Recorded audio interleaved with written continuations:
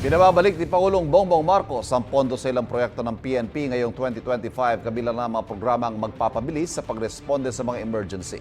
Ay kay Interior Secretary John Vic Remulla, pwede itong gawin ng Pangulo kahit ganap ng batas ang 2025 General Appropriations Act. Ang kanyang paliwanag sa aking unang balita. The original budget can be described as suboptimal. We are working to make it optimal once again. Patuloy na pinupulong ni Pangulong Bongbong Marcos sa kanyang mga departamento para hanapan ang mga programang nawalan o di kaya nabawasan ng pondo sa pinirmahan niyang pinal na bersyon ng 2025 National Budget.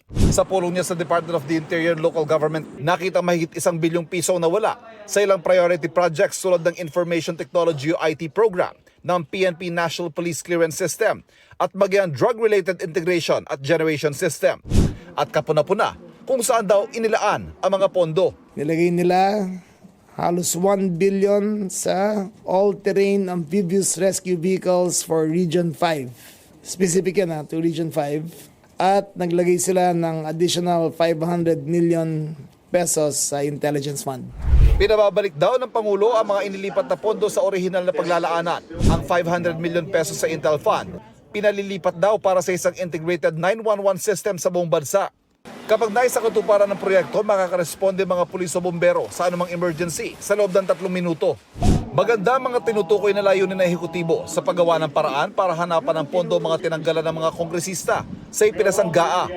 Pero paano ito gagawin? Gayon nakatakda sa GAA na isa ng ganap na batas kung saan ilalaan at kung magkano ang pondo sa bawat linya nakasaad dito. Sagot ng DILG rito, ang isang linya sa veto message ng Pangulo. In the exercise of the budget execution function vested upon the executive branch, it is understood that the increases in appropriations and new budgetary items introduced by the Congress in the budget shall be subject to the national government's cash programming, observance of prudent fiscal management, applicable budget execution rules and procedures, and approval by the President based on the program's priorities of the government.